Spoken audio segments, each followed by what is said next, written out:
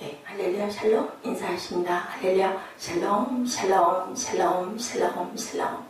하나님 사랑합니다. 여러분 주 안에서 사랑합니다. 이 명문 가정 욥 가정. 우스 땅에 욥이라 불리는 사람이 있었는데 온전하고 정직하여 하나님을 경외하고 악에서 떠난 자니라. 그의 아들 7과 딸 셋이 태어나니라. 그의 소유물은 양이 7,000마리, 낙타가 3,000마리, 소가 500결이, 암나귀가 500마리며 종도 많이 있었으니 이 사람은 동방 사람 중에 가장 훌륭한 자라. 그의 아들들이 자기 생일에 각각 자기 집에서 잔치를 베풀고 그의 누이 3명도 청하에 함께 먹고 마시더라. 그들이 차례대로 잔치를 끝내면 욥이 그들을 불러다 성결하게 하되 아침에 일어나 그들의 명수대로 번제를 드렸으니 이는 욥이 말하기를 혹시 내 아들들이 죄를 범하여 마음으로 하나님을 욕되게 하였을까 함이라. 욥의 행위가 항상 이러하였더라. 참 그 10명의 아들 딸들을 다 번제를 아침마다 드릴 정도면 우리는 한 번 이렇게 예배 드리는 것도 그죠? 항상 늦어서 쩔쩔맬 때도 있고 준비가 제대로 안 돼가지고 하나님 뵙기에 송구할 때도 너무 많은데 참 대단한 욥입니다. 그런데 이 욥이 이제 하나님이 사단에게 내주시죠. 절대로 사탄이 그렇게 얘기를 해요. 욥이 하나님이 그렇게 많은 걸 주셨기 때문에 하나님을 경외하고 하나님을 받드는 거지 그걸 다 뺏어가면 절대로 그럴 리가 없다. 그랬더니 네가 그 생명을 건들지 말고 그럼 한번 시험해봐라. 하나님은 이렇게 사단을 들어서 시험을 하실 때도 있다라는 부분을 우리가 여기서 또 새롭게 한 번 더 합니다. 욥기 42장까지 있는데요. 1장에서 3장은 욥의 경건과 고난과 탄식 고난을 받죠. 집이 불타버리고 아이들 10명이 다 죽어버리는 무서운 일이 일어나는데 이거를 알았겠습니까? 우리 인생이 한치 앞을 내일 일을 모른다라는 말씀입니다. 4장에서 31장까지는 욥과 친구들의 논쟁이 유명하죠. 위로한다고 와가지고 위로하지 않고 정죄하고 비판하고 판단하고 엄청나게 상처를 받는 세상이 그렇죠. 32장에 37장은 엘리후가 등단을 해서 엘리후가 또 얘기를 해줍니다. 38장에 41장은 여호와의 말씀이 욥에게 임하고 드디어 42장에는 욥이 회개하고 하나님의 축복을 받는 장면. 그러면 이렇게 의롭고 동방에서 이렇게 의인은 없다고 그랬는데도 불구하고 욥에게도 회개할 거리가 그 시간들 속에서 하나님께 온전치 못했던 부분이 있다.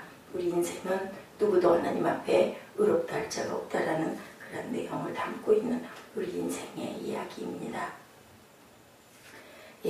그 한켈롭이 조사를 했다고 그래요.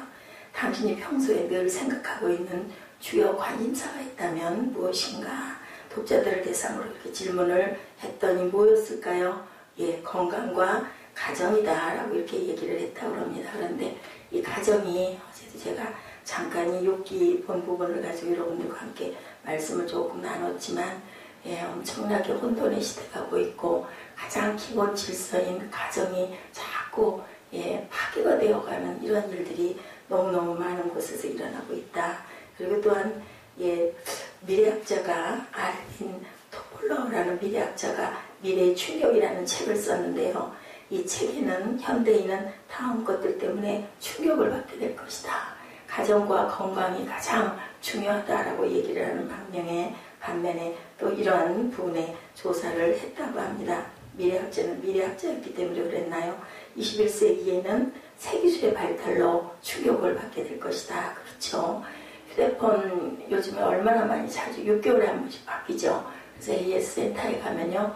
기사들이 자기들이 그거를 다 익히는 것을 따라가지를 못한대요. 너무나 많이 자주 바뀌어서 본인들도 어떤 것이 어떤 건지를 알지를 못해서 기계를 직접 보고 자기가 쓰던 거 자기가 취급해보는 게 아니면 기자님들도 그거를 처음 접해보는 것들이 너무 많다. 그 얘기는 저도 직접 들은 얘기입니다. 그리고 가치관의 변화 때문에 또한 충격을 받게 될 것이다.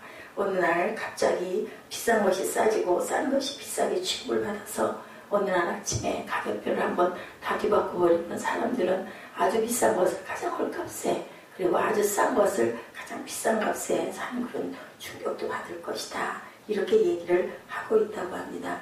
저는 지금도 기억이 나요. 한 20여 년 전쯤 됐을 것 같아요. 그 이전쯤 됐을까요? 우리 주방에 오븐기가 나왔어요. 조그마한 오븐기 말고 큰 대형 오븐기들을 사서 부잣집 집안에는 다 그래가지고 바깥에 유리 그릴이 보이죠. 그리고 그 안에다가 유리 그릇들을 넣어가지고 쪄 먹기도 하고 구워 먹기도 하고 어쨌든 그런 오븐기가 처음 나왔는데 저는 그것 때문에 당황을 했던 기억을 지금도 잊을 수가 없습니다. 저는 기계를 잘 모르잖아요. 잘 못 다루잖아요. 기계치 같아요. 제가 약간 여성 중에서도 그런 걸 잘 하시는 분이 있는데 도대체 이걸 어떻게 열예열을 하며 어떻게 하는 너무 복잡해가지고 그걸로 당황을 하고 그리고 부러워했던 저희 집에도 오븐기 나중에 샀죠. 근데도 결국은 제가 잘 쓰지를 못했습니다. 맞아요. 참 당황하게 되더라고요. 그걸 좀 턱턱 쓰는 사람들 보면 막 이렇게 보이고 그랬던 기억이 있어요. 미국에 실제 있었던 사건인데요. 신문 TV에 한 여인이 나와서 울면서 막 호소를 할 부분이 나왔는데 아이를 찾아달라고 자기 아이가 행방불명이 됐다고 울부짖는 그러한 그 모습이 밝혀졌었습니다. 근데 며칠 뒤에 기막힌 사건, 그 아이를 잃어버린 행방불명이 됐던 아이에 대한 전모가 나타나서 많은 사람들에게 충격을 줬다고 합니다. 아이가 실종이 됐고 결국 그 아이가 죽었는데 그 죽인 범인이 누구였을까요? 그 어머니가 아이를 죽여가지고 위장을 했다고 해요. 이유인즉슨은 사랑하는 남자가 생겼는데 그 남자가 아이를 싫다고 했다고 합니다. 그래서 아이를 안전벨트를 묶어가지고 자동차를 벼랑에서 밑으로 그 핸들을 움직여가지고 떨어뜨려버리는 그런 아주 무서운 일이 이렇게 일어났다. 근데 가치관이 파괴가 되죠. 사람 중에서 가장 귀한 사람, 하나님을 가장 많이 닮았다고 하는 사람이 어머니의 사랑이라고 하는데 이렇게 무서운 사단의 쉬운 사건이 일어나는데 누구도 이것을 아니다 나는 절대로 그럴 리가 없다라고 장담할 수가 있겠느냐는 겁니다. 가정이 파괴되어서 충격을 가장 크게 받게 되고 이 가정이 파괴되는 그 부분은 나라가 파괴가 되려면 가장 작은 다리가 가정이죠. 가정이 사회가 그렇게 파괴가 되다 보면 국가가 허물어지는 무서운 일이 일어나고 있다는 겁니다. 그리고는 또한 공해가 온 지금 메르스가 기가 막히죠. 신문마다 대서특필이 되고 제가 감기가 하필이면 설상가상 들었는데 어저께 저희 집안에 총무님이 웬일로 전화를 하셔가지고 하필이면 제가 참 미련하죠. 전화를 안 받았어야 하는 건데 그냥 무의식적으로 반사적으로 전화를 받았더니 제가 목이 이렇게 딱 잠겼잖아요. 그랬더니 첫 마디 하는 마디가 메르스가 이렇게 무서운데 목사님 감기가 드신 겁니까? 물어보는데 그 뒤에 여운이 아주 개운치가 않고 오늘 아침에도 방송을 들으면서 보는데 호흡기 질환자들이 다 각각 뭐라 그래야 되나 격리가 좀 돼야 되고 마스크를 써야 되고 당연하죠. 손으로 입을 가리고 기침을 해야 되고 맞습니다.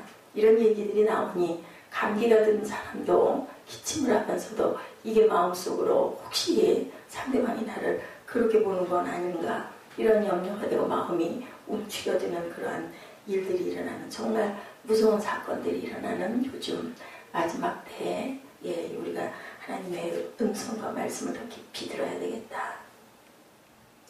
이 21세기에 살면서 우리 가정들을 보호하기 위해서 가정에 대하여 우리가 은혜를 나누는데 특히 오늘 욥기에 나오는 욥의 가정이 이렇게 아주 기가 막히게 하나님 보시기에도 경건하고 사람들 보기에도 정말 모범이 되는 그런 가정.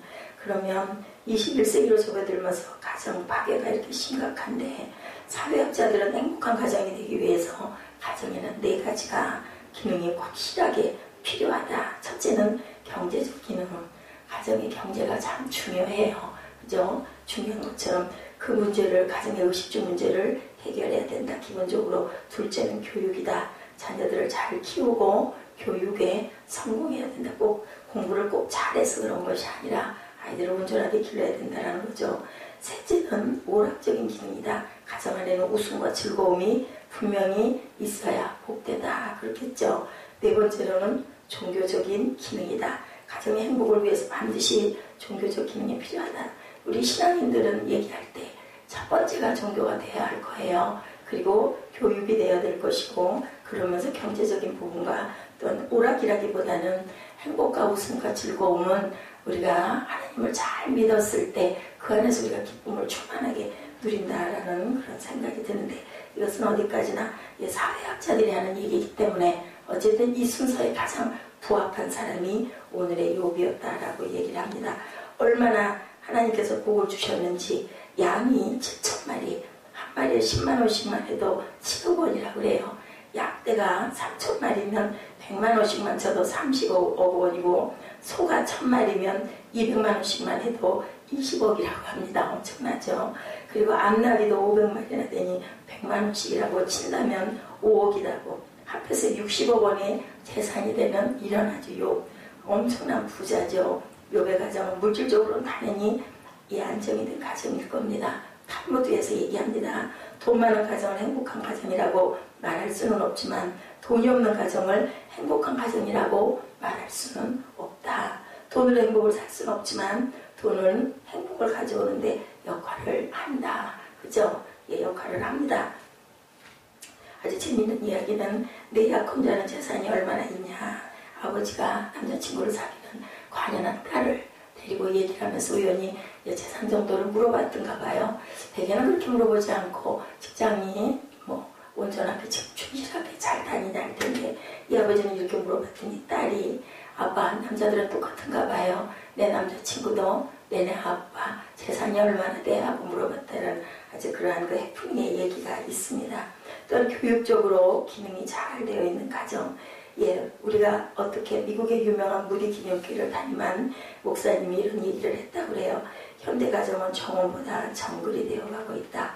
어느 사회학자는 지금 이 사회에 일어나는 문제는 모두 가정 파괴에 뿌리를 두고 있다. 오늘 수많은 사람들이 좋은 집에서 살고는 있는데 홈 스위트 홈은 없다. 그렇기 때문에 교육적으로 봤을 때 이 현대 가정이 정원이 아니라 정글. 정글 안에는 무서운 그죠? 맹수들이 많이 있죠. 정원은 어때요? 아름다운 꽃을 가꾸고 향긋한 향기를 날리는 곳이 바로 정원인데, 욥은 자녀들에게 늘 가리키는 것을 모이는 교육. 너희는 남매가 있는데 10명은 생일 때마다 모여야 된다. 빠지면 안 된다. 라고 해서 그렇게 모이고 생일 파티를 하고 나면 엄마 아빠까지 하면 12명이 되겠죠. 그러면 12달 동안을 한 달에 하나씩 돌아가도 파티를 늘 하고 나면 아까 우리가 성경에서 읽은 대로 꼭 제단을 드려서 우리 자녀들이 하나님께 온전치 못한 부분이 있어서 하나님의 영광을 가리면 어때나 그런 생각을 할 정도로 항상 그렇게 제단을 쌓았어요. 그리고 즐거움의 교육을 합니다. 오늘 형제들 정말 서로 정성껏 잘 대접을 해라. 이런 가정. 또한 성결한 교육을 했죠. 잔치를 마치고 나면 하나님께 꼭 제단을 드렸던 가정. 그리고 하나님의 교육이 들어가 있는 가정. 하나님을 배반해서는 절대 안 된다. 하나님 제일 주의로 살아라. 욥이 이렇게 경건하게 훌륭한 가정을 일구었는데, 외국에 있는 선교사들이 우리나라에 와보면은 가정을 방문하고 싶어 한대요. 그렇겠죠. 어떤 문화로 살고 있나 알고 싶어서 가보고는 그만 깜짝 뒤로 넘어간다고 합니다. 너무 아름답고 호화롭고, 그죠? 요즘에 보면 우리 밖에 재활용 내놓는 거 보면 어때요? 말짱한 것들 막 나와 있어요. 저도 몇 개 갖다가 사용하고 있는데 정말로 어찌 이렇게 물질 받는 세계일까? 어떻게 처치가 곤란한 거죠. 새로 너무나 지혜비들에 올라가서 그런지는 모르지만 새로운 것들을 갖고 싶은데 공간은 한정돼 있고 하니까 그걸 그냥 누구든 가져가세요. 안 되면 딱지를 붙여서 이제 돈을 내고 그걸 갖다 그냥 없애는 그런 일들을 하고 있습니다.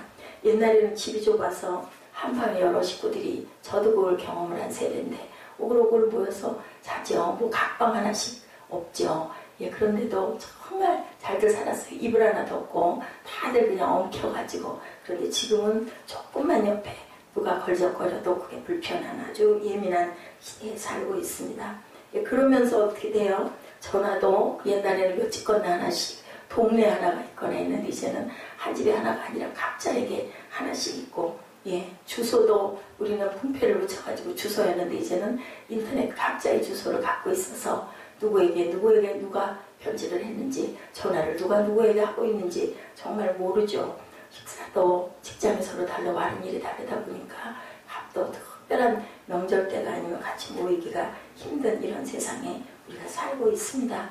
그래서 보면은 가정 자체가 가정 집은 큰데 식구들은 몇 명 안 되고 각자 드나드는 시간이 다르고 취침 시간도 다르고 하는 일도 너무너무 달라서 함께 모일 때가 너무 없고 그렇기 때문에 가정에서는 뭘 해요? 일부러 가정 예배들을 교회도 한 교회를 다 같이 나가는 경우가 많지가 않다 보니까 가정 예배들을 일주일에 한 번 정도 저녁 예배 같은 경우에는 주일날 교회에서 드리지 않고 가정 예배로들 드린다는 얘기들이 있습니다.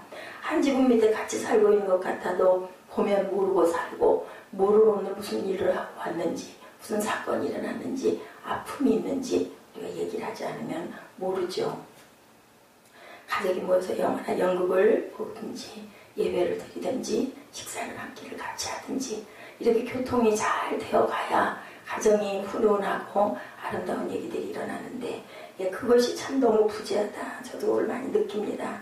이스라엘 백성들에게는 안식일 법칙이 있어요. 안식일 음식은 축제 음식처럼. 그래서 아이들로 하여금 안식일을 즐겁게 기다리게 합니다. 우리가 언제 그랬어요? 설 명절 때. 한 1, 20년 전까지도 설 명절하면 아이들이 부풀고 기다렸는데 지금은 뭐 아무 때나 뭐 떡국 먹고 싶으면 떡국 먹고 그죠? 부침도 먹고 싶으면 먹고 그리고 오히려 그런 때가 돌아오면은 스트레스 증후군이 나타나기도 합니다. 사람들 모이면 그거 뒤치다거리 하는데 너무나 힘들어가지고 미리부터 스트레스를 앓기도 하죠. 생선가게에서 가난한 사람들이 이 왕자의 주방장이 안식일 준비를 하기 위해서 가게를 나갔는데 가난한 어떤 그 남자하고 같이 마주쳤는데 생선은 한 마리밖에 없었다고 합니다. 그래가지고 이게 가격이 그러면 안 되는데 서로 많이 내겠다고 하는 바람에 결국은 그 생선을 두 사람 다 사지를 못하고 돈이 모자라가지고 돌아오는 해프닝이 있었다고 그래요. 왕자가 꼬박꼬박 맛있는 음식을 맛있는 생선 요리를 먹고 싶어서 기다리다가 주방장이 빈손으로 오니까 어떻게 된 겁니까? 물어봤다 그래요. 그랬더니 누구하고 같이 생선 경쟁이 붙어가지고 그걸 그만 못 샀다. 주방장이 그렇게 돼서 음식을 못 먹으니 왕자가 그 사람이 누구냐 데려와라 했다 그러죠. 왔다고 합니다. 그랬더니 왜 안식일날 음식을 만들려고 하는데 생선을 못 사게 네가 회방을 놨느냐 그랬더니 이 사람이 그렇게 얘기를 하더래요. 나는 배우기를 말씀해서 안식일의 음식을 정성껏 최고의 것을 최선을 다해서 준비하라고 그래서 아름답게 지키려고 하다 보니까 이렇게 됐습니다 했대요. 왕자가 생선을 살 만큼 충분한 돈을 야단을 치려고 불렀다가 주어서 보냈다고 합니다. 돌아가는 길에 그 사람은 정말 생선을 사가지고 돌아가 요리하려고 생선을 자르다가 깜짝 놀랐대요. 이 생선이 안 잘려가지고 어거지로 잘랐는데 보니까 그만 그 생선 속에 뭐가 들어있었을까요? 금덩어리가 들어있었다고 합니다. 그래서 가난을 면하게 됐다. 이런 얘기가 있습니다. 하나님께 제단을 드리려고 최선을 다하는 마음을 가지고 있다 보니까 이런 하나님의 귀한 은혜가 있었다라는 아주 재밌는 이야기죠. 우리는 가정을 어떻게 정말 이래 복되게 지켜야 되는데 21세기 핵가족 시대가 되고 정말 편리한 것들이 너무나 많다 보니 욥과 같은 가정들은 돌아오지를 않고 점점 더 해체가 되고 깨져가는데 어머니가 귀하게 27살에 남편을 잃고 길렀던 아들이 이제 장년이 돼서 어머니가 한 57세쯤 됐나 봐요. 50살이 넘어가지고 아들을 곱게 길러가지고 장가를 보냈는데 아들에게 얘기를 했다고 그러죠. 6개월만 같이 살다가 너희들 분가시켜줄게. 그래서 익히자. 어머니 무슨 말씀을 하세요. 6개월이라뇨. 어머니 오래오래 제가 이제 호강시켜드리고 잘 살아야죠. 그런 말씀 마세요. 30년이고 40년이고 편안하게 저희가 모실게요. 어떻게 됐을까요? 아들하고 며느리 때문에 이 어머니는 새벽같이 일어나서 밥 해놓고 며느리가 집에 있을 때는 밖에 나가가지고 며느리한테 피해를 안 주려고 저녁 늦게 피곤하게 갈 데도 없는데 방황하고 돌아오고 그랬는데 그만 일주일이 되니까 이 아들 며느리 행동과 태도가 이상해졌다 그러죠. 그랬더니 드디어는 4개월 만에 분가를 하겠다라고 선언을 했다고 합니다. 오늘의 이런 시대예요. 우리는 참 내 영혼이 은총이고 찬양을 많이 해야 되겠고 새벽 예배 제가 오늘 보다 보니까 너무 말씀에 귀한 것들이 많아서 증거하다가 많이 늦었는데요. 우리가 종교적인 기능, 이렇게 부활절을 아름답게 준비하고 가정의 의미를 잘 살려서 가정 예배도 잘 드리고 또 가족 단위가 정말 아름답게 이루어지기 위해서는 가정을 잘 지켜야 나라가 잘 되는데 그렇게 하지 못하는 이러한 모든 일들이 초막이나 궁궐이나 내 주 예수 모신 것이 그 어디나 하늘나라가 되는 그러한 가정이 돼야 되는데 그렇지가 못하고 경건하고 복된 욥과 같은 가정도 이렇게 이제 시험이 오는 그러한 아주 무서운 일들이 일어난다고 합니다.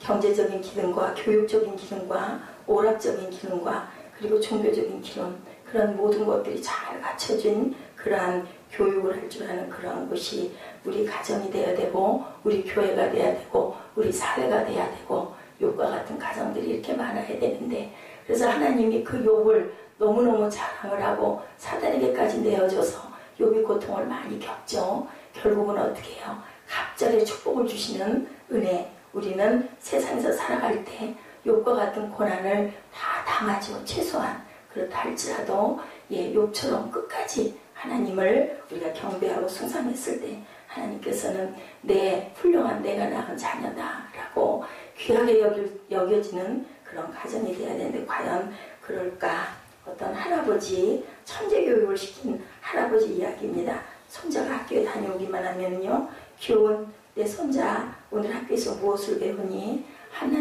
할아버지는 옛날에 공부를 해서 다 잊어버렸어. 손자야 나한테 오늘 배운 거를 얘기해 줄래? 그럼 내가 너한테 이렇게 용돈을 줄게 하고는 10,000원짜리 한 장을 가지고 기다렸던 그런 할아버지가 있었다고 합니다.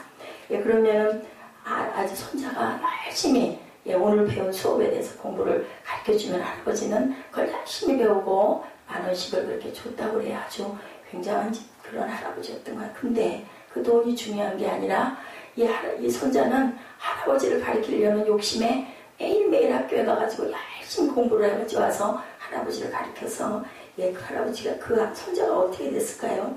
귀한 천재가 됐다고 그래요. 그래서 나라에 귀하게 일을 감당을 하는 그런 아주 대단한 그런 이 손자야 너는 이 돈 가지고 뭐 할래? 물어보면 이 손자가 뭐라고 대답했을까요? 11조를 10에 5쯤 드리고요. 가난한 사람들을 도와주고요. 나머지는 저축을 할 거예요.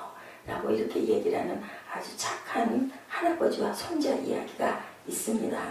학교에서 할아버지에게 가르치려고 공부를 하고 강의를 정리해서 갖고 와서 할아버지에게 가르쳐주고 천재가 되고 하나님을 귀하게 섬기고 불쌍한 사람들을 구제하고 그리고 저축도 하는 이러한 손자와 할아버지 얘기를 통해서 이러한 가정이 어떤 가정? 욥과 같은 영문 가정.